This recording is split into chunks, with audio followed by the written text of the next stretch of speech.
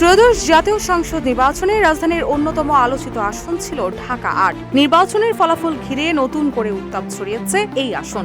ভোটে অনিয়ম ও ফলাফল কারচুপির অভিযোগ তুলে নির্বাচন কমিশনে আনুষ্ঠানিক আবেদন জানিয়েছেন ১১ দলীয় জোটের প্রার্থী এনসিপি নেতা নাসির উদ্দিন পাটোয়ারি। তার অভিযোগ, একাধিক কেন্দ্রে ভোট রিগিং, বাতিল ভোট গণনায় অন্তর্ভুক্ত করা এবং ফলাফল আটকে রাখার মতো গুরুতর অনিয়ম হয়েছে, যার ফলে প্রকৃত ফলাফল প্রতিফলিত হয়নি।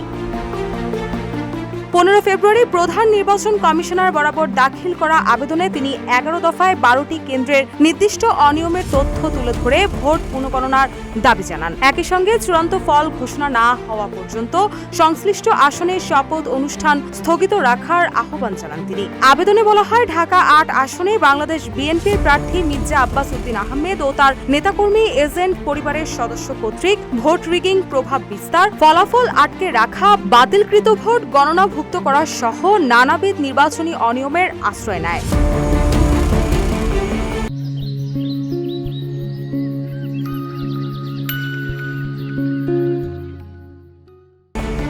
এক পর্যায়ে সংশ্লিষ্ট কেন্দ্রের প্রিজাইডিং অফিসার এবং আসনের রিটার্নিং অফিসারও নির্বাচনী অনিয়মে জড়িয়ে পড়ে এবং ভোট কারচুপি ও অনিয়মের মাধ্যমে নাসির উদ্দিন পাটোয়ারিকে চূড়ান্ত বিজয়ী ঘোষণা না করে ধানের শীষের প্রার্থীকে বিজয়ী হিসেবে ঘোষণা করে।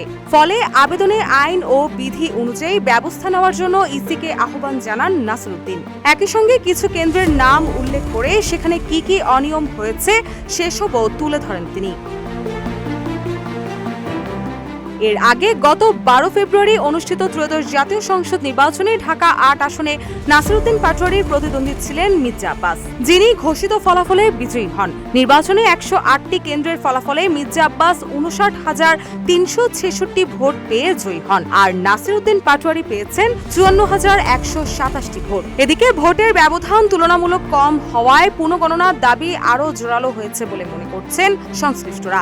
এখন দেখার বিষয়, অভিযোগের সত্যতা যাচাইয়ে ইসি কি দৃশ্যমান ও কঠোর পদক্ষেপ নেবে, নাকি বিষয়টি কাগজেই সীমাবদ্ধ থাকবে।